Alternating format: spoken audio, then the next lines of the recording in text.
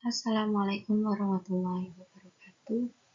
Di sini saya Septiana Rahmawati dengan NIM 211221105 dari program studi bimbingan dan konseling Islam kelas 5C. Nah, di sini dalam video kali ini akan membahas tentang etika konseling lintas budaya. Nah, untuk apa saja sih yang akan kita bahas pada video kali ini? Nah, untuk pembahasan kali ini kita akan membahas tentang apa sih itu etika. Nah, definisi dari etika itu apa sih?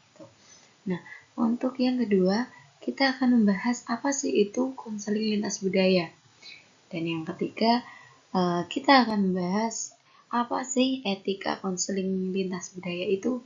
Dan yang keempat, kita akan membahas tentang etika komunikasi dalam konseling itu seperti apa.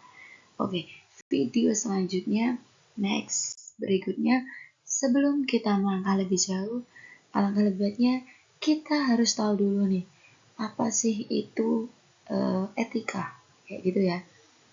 Nah, di sini etika itu berasal dari bahasa Yunani kuno, yaitu ethos. Dalam bentuk tunggal memiliki banyak arti, yaitu kebiasaan, adat istiadat, moral, watak, perasaan, sikap, dan sebagainya. Sedangkan dalam bentuk jamak, artinya adat istiadat. Sehingga dengan makna inilah yang melatar belakangi dibentuknya istilah etika. Jadi, oleh karena itu, etika itu berasal dari ilmu tentang adat istiadat atau kebiasaan dari sebuah masyarakat atau sebuah perkumpulan seperti itu. Nah, di sini ada juga etika menurut KBBI. Nah, di sini etika sendiri adalah suatu ilmu mengenai apa yang dipandang baik dan apa yang dipandang buruk, dan tentang hak dan kewajiban moral sekumpulan asas atau nilai yang berkaitan dengan akhlak, nilai tentang benar dan salah yang dianut oleh suatu kelompok atau masyarakat. Nah, selanjutnya kita akan membahas apa sih itu konseling lintas budaya. Nah, di sini konseling lintas budaya itu merupakan suatu proses, di mana konseling itu kan merupakan suatu proses ya.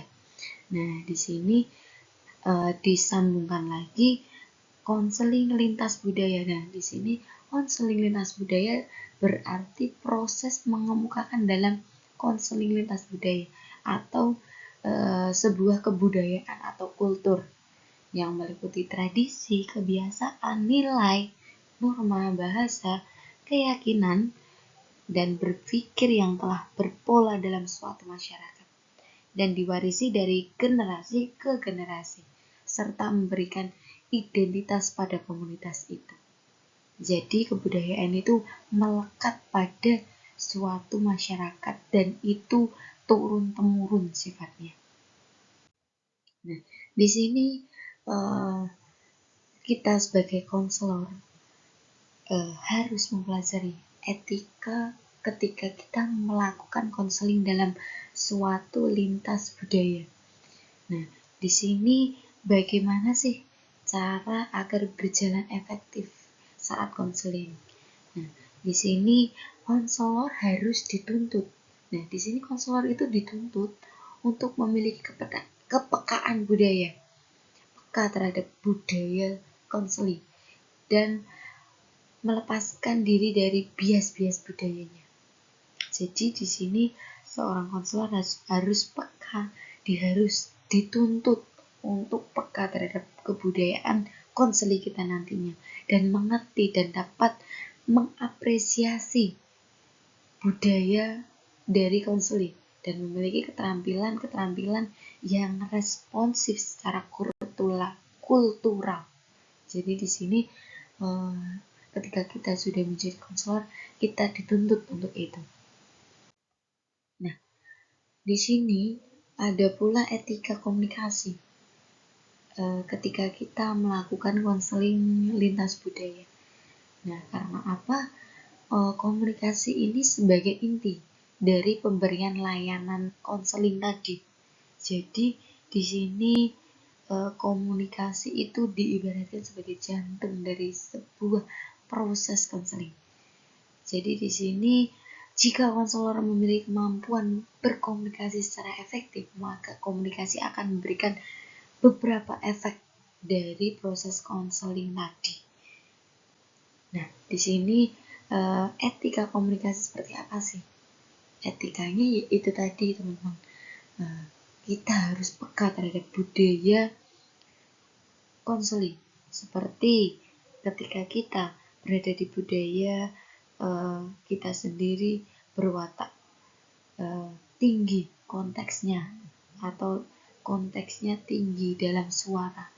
Jadi kita saat proses konseling itu kita menurunkan nada kita ketika kita tahu kebudayaan dari konseling itu budayanya konteksnya rendah. Jadi kita harus peka dulu terhadap budaya konseling seperti apa. Karena kita dituntut untuk tahu latar belakang konseling itu seperti apa. Jadi inti dari etika berkomunikasi saat konseling lintas budaya ini, kita harus peka terhadap apa sih kebudayaan yang dimiliki oleh calon konseling kita nantinya. Seperti itu. Mungkin itu saja yang dapat saya sampaikan. Kurang lebihnya mohon maaf. Terima kasih. Wassalamualaikum warahmatullahi wabarakatuh.